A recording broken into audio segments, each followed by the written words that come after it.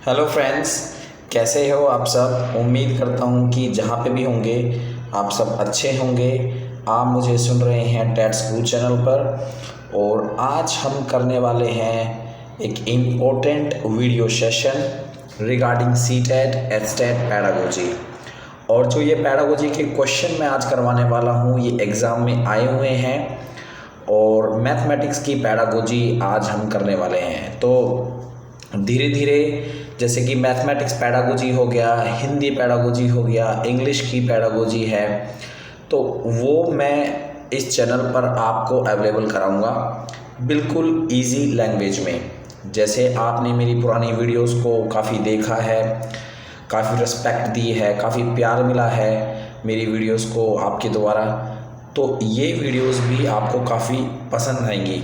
तो दोस्तों स्टार्ट करते हैं। सब्सक्राइब नहीं किया है चैनल को सब्सक्राइब कर देना। स्टार्ट करते हैं। मैथ्स पैडागोजी है, CTET, HTET, UPTET तो मैंने लिखा हुआ है यहाँ पे, लेकिन ये किसी भी टेट के लिए एप्लीकेबल होगा। साथ में मैं आपको ये बताऊँगा किस तरीके से आप अप्रोच कर सकते हैं। जब भी कोई एग्ज़ाम, जब भी टेट का कोई एग्ज़ाम होगा तो आप किसी भी स्टेट का टेट हो डेफिनेटली आप उसको अच्छे से अटेम्प्ट कर पाएंगे। तो इन वीडियोस को ध्यान से देखना। मैथ्स पैडागोजी है, लेकिन जो स्ट्रेटजी है, जो टिप्स रहेगा वो सभी पैडागोजी के लिए सेम होगा।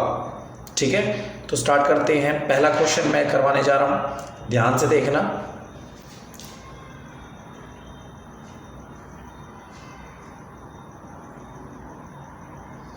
ओके, तो पहला क्वेश्चन है, some student of your class are repeatedly not able some student of your class are repeatedly not able to do well in mathematics examination and test.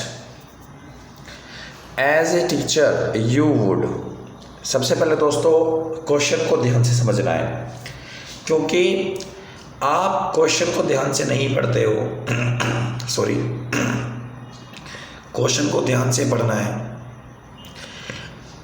इस क्वेश्चन में ये कहा गया है कि अगर आप एक टीचर हैं क्लास के, वहाँ पे some student of your class are repeatedly not able to do well in mathematics, कुछ स्टूडेंट जो है मैथमेटिक्स में अच्छा परफॉर्म नहीं करते हैं, एग्जामिनेशन के अंदर, टेस्ट के अंदर उनके अच्छे मार्क्स नहीं आते हैं। तो as a teacher what would you do, आप क्या करोगे?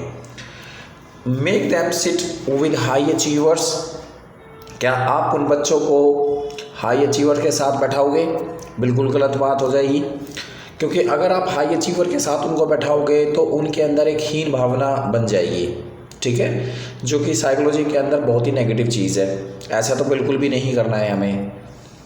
Explain the consequences of not doing well, क्या आप उन्हें समझाओगे कि भाई अगर आप अच्छा नहीं पढ़ोगे, अच्छे मार्क्स लेके नहीं आओगे तो इसके कॉन्सिक्वेंसेस काफ़ी ख़राब होंगे आपके फ्यूचर पे।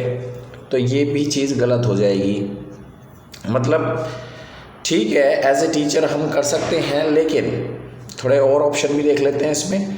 Give more test for practice, आप उनको ज़्यादा से ज़्यादा टेस्ट दोगे प्रैक्टिस के लिए, बिल्कुल गलत बात। ये चीज़ जो है बच्चों के ऊपर काफ़ी स्ट्रेस क्रिएट करेगी।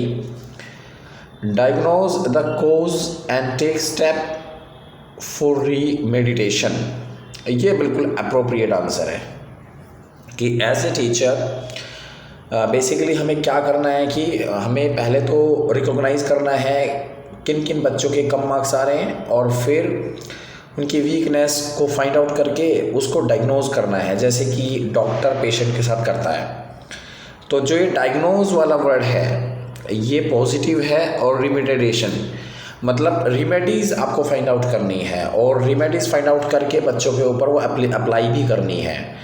साइकोलॉजी के अंदर जहाँ पे भी डायग्नोज वर्ड आ जाता है, ठीक है, या फिर रिमेडी वर्ड आ जाता है, तो समझ लो कि 100% आंसर वही है आपका। ठीक है, तो पहला क्वेश्चन तो ये अच्छे से हो गया आपका। ठीक है, स्टार्ट। तो इसका जो आंसर है वो डी है। अब हम नेक्स्ट क्वेश्चन की तरफ बढ़ते हैं। नेक्स्ट क्वेश्चन आपके सामने स्क्रीन पर है, ध्यान से देखें।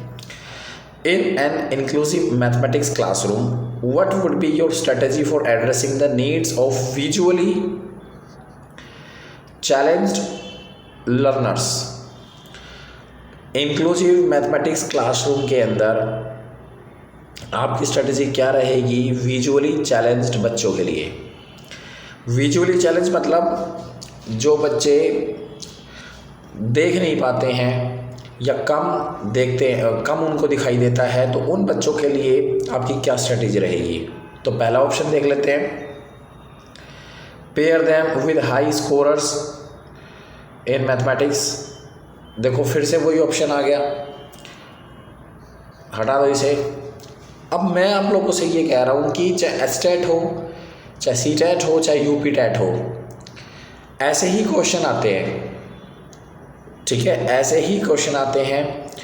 अगर आप सपोज करें सीटेट का क्वेश्चन पेपर सोल्व कर रहे हैं, वैसे मैं आपको बता दूँ ये सीटेट के क्वेश्चंस हैं, तो वही सेम स्ट्रेटजी, देखो कॉन्सेप्ट को पकड़ा करो। कॉन्सेप्ट क्या है, ये मत सोचा करो कि यार सीटेट के लिए क्वेश्चन अलग होता है, एस्टेट के लिए अलग होता है, यूपी टेट के लिए अलग होता है।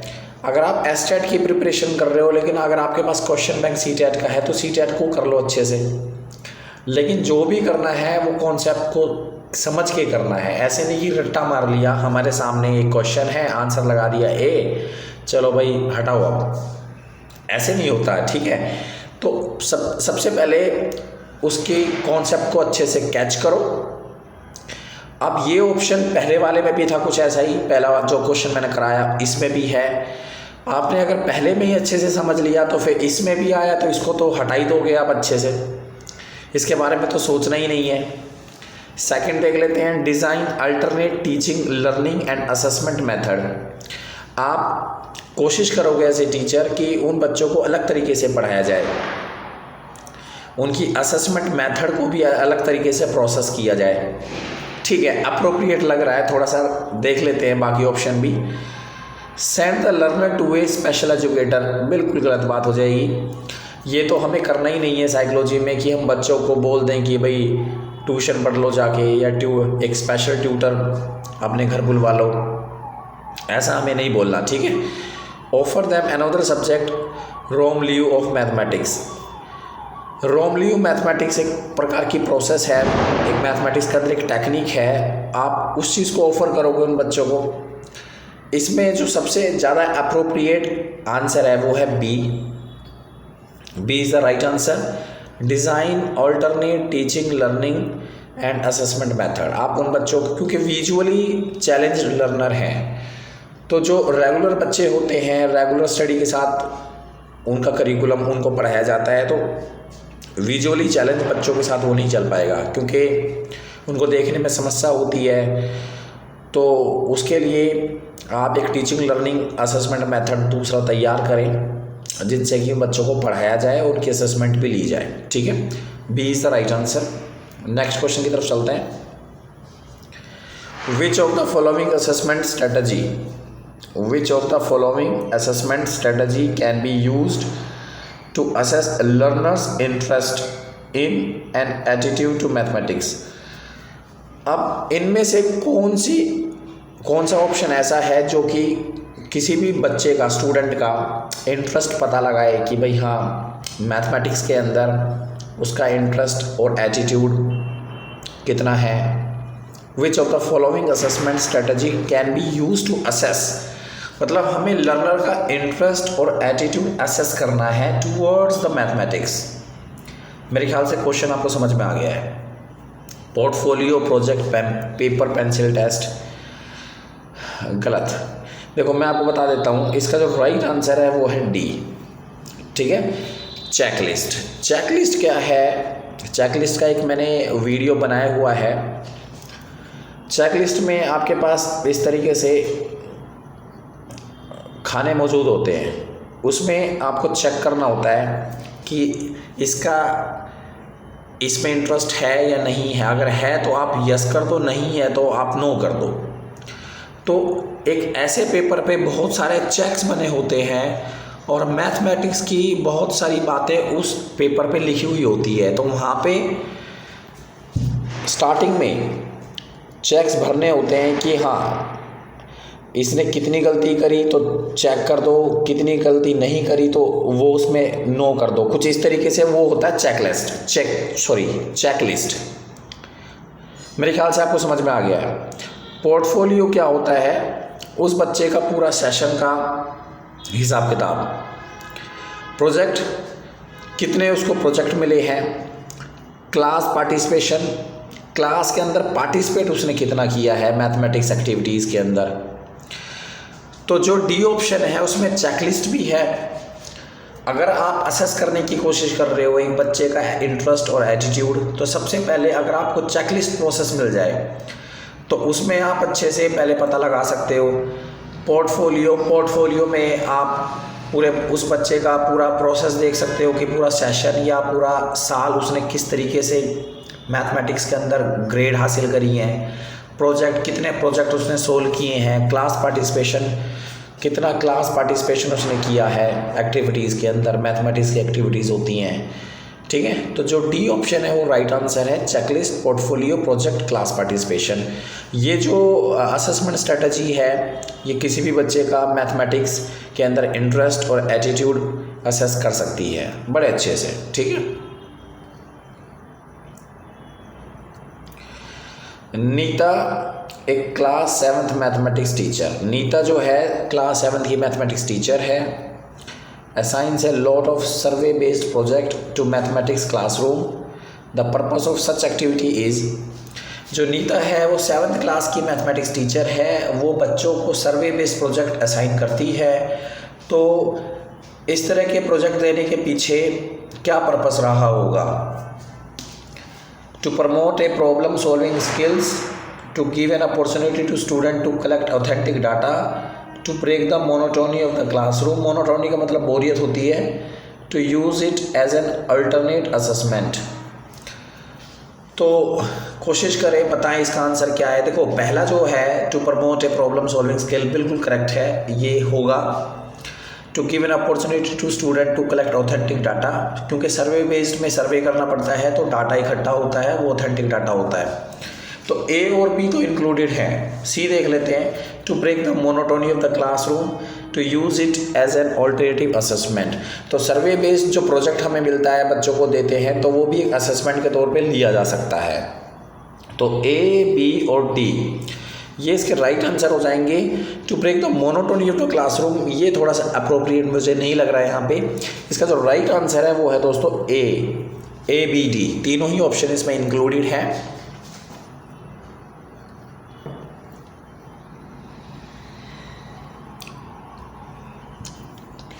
Now let's discuss to another question. Which of the following terms in mathematics is defined? Mathematics में से इनमें से कौन सी टर्म डिफाइंड है? ठीक है, थोड़ा सा डिफिकल्ट क्वेश्चन है लेकिन इंटरेस्टिंग क्वेश्चन है।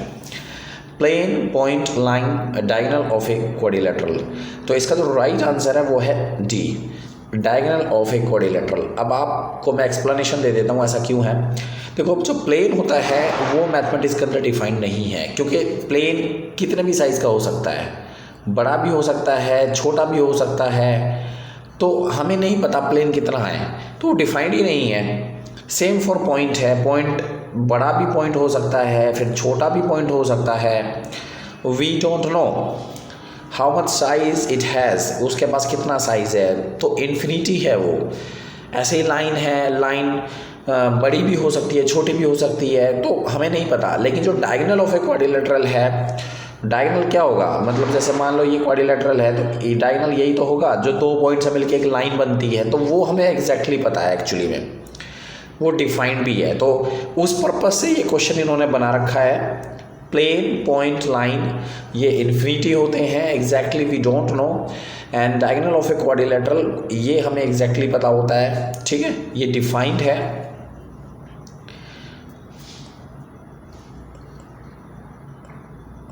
Which of the following is not an important aspect in algebra?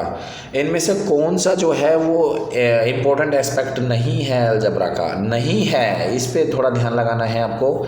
Generalisation है, मैं आपको बता देता हूँ। विजुअलाइजेशन है, ट्रांसपोजिशन है, लेकिन जो मेजरमेंट है वो जो अलजबरा का पार्ट नहीं है, ठीक है। जनरलाइजेशन हम जैसे मैथमेटिक्स में करते हैं ना, जैसे 1+2 का होल स्क्वायर, 1+3 का होल स्क्वायर, तो हमने इसको जनरलाइज कर दिया, a+b का होल स्क्वायर कन्वर्ट कर दिया। तो ये अलजेब्रा का ही पार्ट है, इसको बोलते हैं जनरलाइजेशन।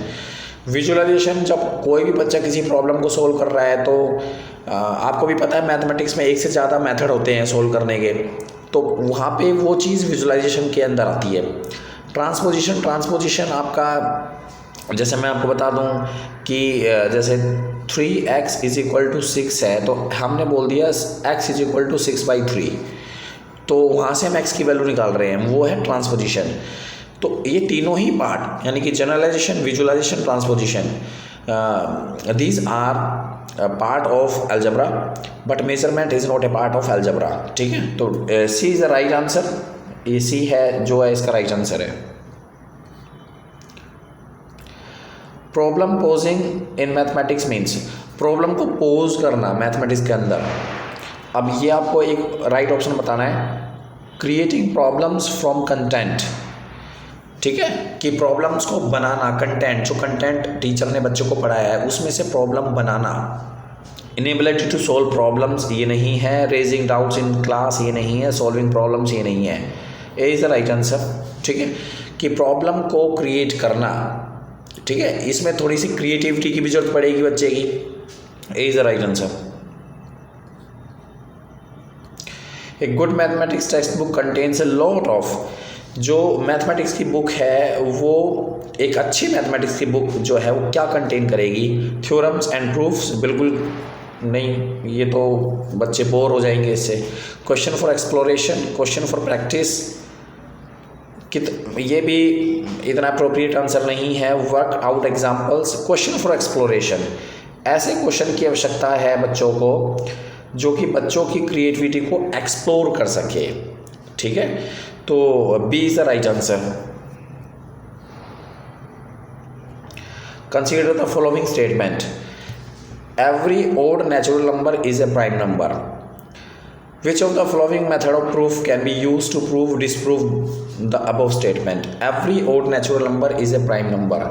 जैसे odd natural number होते हैं ना, 1, 3, 5, ये सारे प्राइम नंबर होते हैं। तो ये स्टेटमेंट को आप प्रूव या डिसप्रूव करोगे किस मेथड से?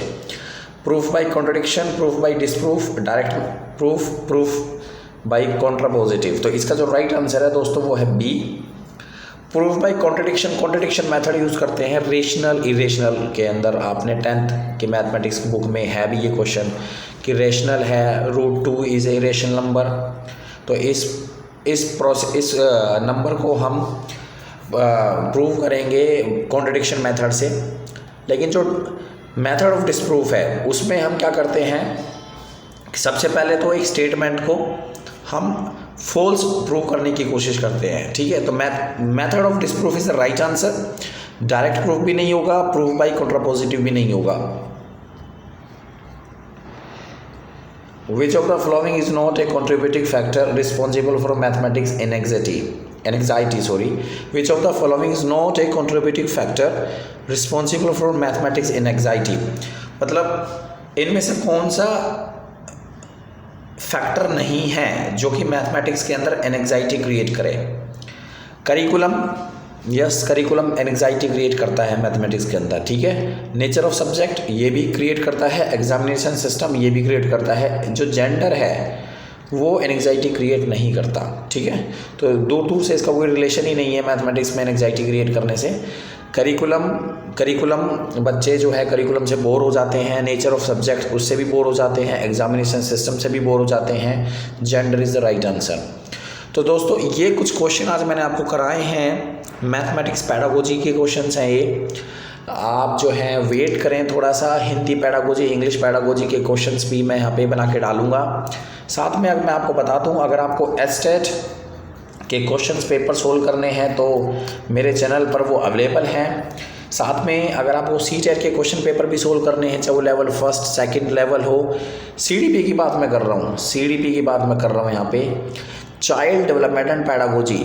ठीक है, जो 30 क्वेश्चंस होते हैं, चाहे एस्टेट के हों चाहे सीटेट के हों, आपको करना सिर्फ इतना है कि टैट्स ग्रुप के होम पेज पे जाओ, वहाँ पे प्लेलिस्ट होगी, वहाँ से निकाल लो और वीडियोस को देख सकते हैं। सारे सॉल्यूशन मैंने अवेलेबल करा रखे हैं विद प्रॉपर एक्सप्लेनेशन, जैसे कि मैंने यहाँ पे एक्सप्लेनेशन कराई है 4 ऑप्शंस की, ठीक है। और पेडागोजी तो अब आपकी आती रहेगी। पिछले कुछ दिनों से वीडियो नहीं आ रही थी चैनल पर, मैं काफ़ी बिजी था, लेकिन थोड़ा सा टाइम निकाल के मैंने आज वीडियो बनाया है, अपलोड किया है आप लोग के लिए। Thank you very much.